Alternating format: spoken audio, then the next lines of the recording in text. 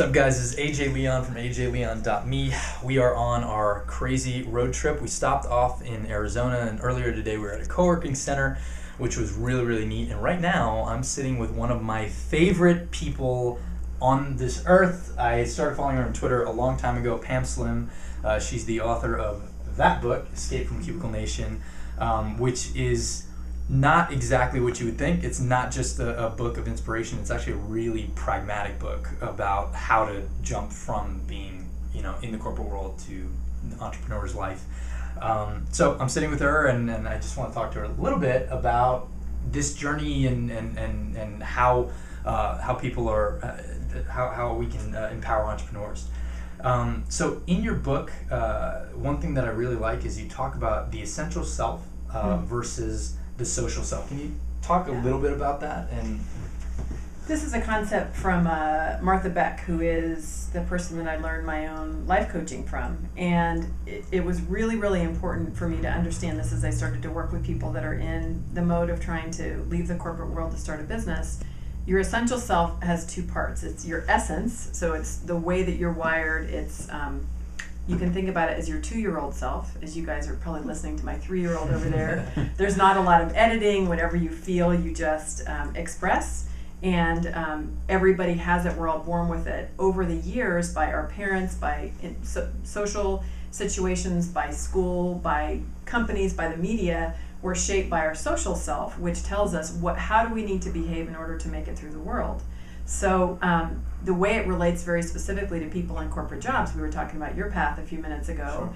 When you're in a job where you have good benefits and pay and your parents are happy and your advisors from school are happy, it can become really, really difficult to make the choice to leave, even when your essential self is screaming, saying, I hate this place, I can't stand it, I feel dead.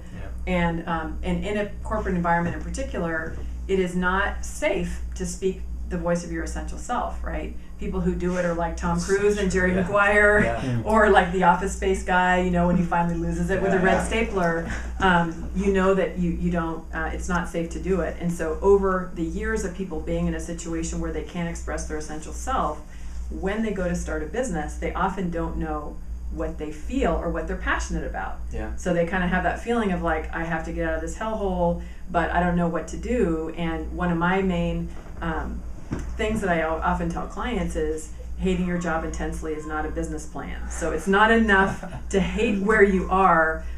It's really best. One other concept, if I can throw in there, is a loathing scale. So if you think about like a scale from 1 to 10, if 1 is like things are cool, you can go to the office, it's totally fine.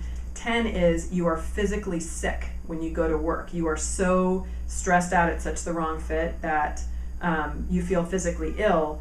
You want to start really working on your plans when you're somewhere around the 4 and 5. And by the time you get to 10, either a couple things will happen. You go Jerry Maguire and you grab the goldfish, that sounds like me. Right. That's what I did. Like not mentioning any names. Or often you get really sick, and that's where you hear people that have stress-related illnesses, get pneumonia, a lot of autoimmune deficiencies, depression. Clinical depression can often result from people that are in a long-term unhealthy work situation. Sure. So it's something that when people know that, hey, it's okay, this voice inside actually is authentic, but yet you often have to work through how you can actually deal with the social forces in your life, like your parents, like people you care about, and make sure that you are moving to something, because it's much more glamorous to think about starting your own business. It feels really awful if you just jump ship and you realize that you don't have any water in the pool. Let me ask you one thing that when I was sitting in that world and I wanted to get out, one thing that held me back is as I progressed, because it's not always like the person that wants to leave is necessarily a bad employee. Sometimes the people that want to leave actually do very well. Yes. And something I found in myself, it's like I had wanted to leave for a while, but every time I stayed or I was talked out of leaving, I would end up making more money, which made it more difficult. Mm-hmm. Do you find, like with your clients, because I know obviously you work with people in this, do you find that is an issue? And would you suggest people to think about that early on, because as you're rising up, you're making more money, which is more difficult. The opportunity cost of you leaving is going to hit you harder at $250,000 a year as opposed to, $30,000 a year. Yeah.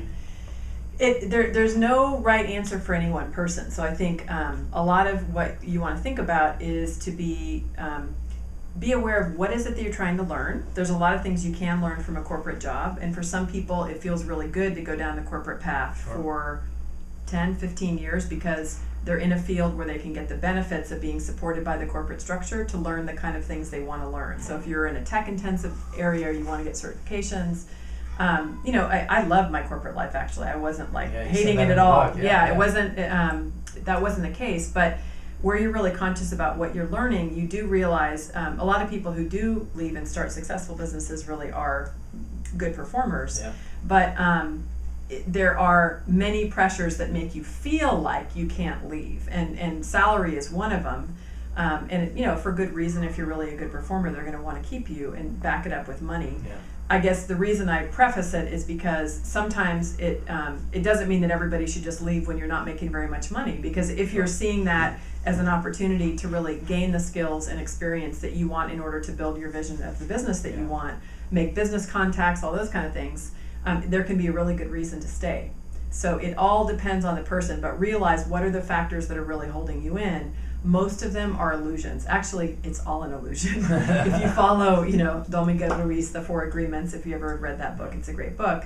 But like everything, he calls it the mitote. It's all like the big smoke and mirrors. And so we create these huge stories for ourselves about how our lives cannot be changed and this is the only way of doing it, when really it's all just however it is that we want to describe it. No situation is impossible to get out of, and you can totally change your life. But you really have to realize that you're the one that creates it. I really like partnering the right and left side of the brain, the intuition, and the intellect, because as a coach, as somebody who works with people that are making these decisions, even when you're young, it impacts your family, but especially when you get where you're married and you have kids and a mortgage and all of that, you're really involving a whole bunch of people in your decision. And so you want to make sure that you're doing it really, really thoughtfully. But for some people, it may take a little bit longer. For others, they may just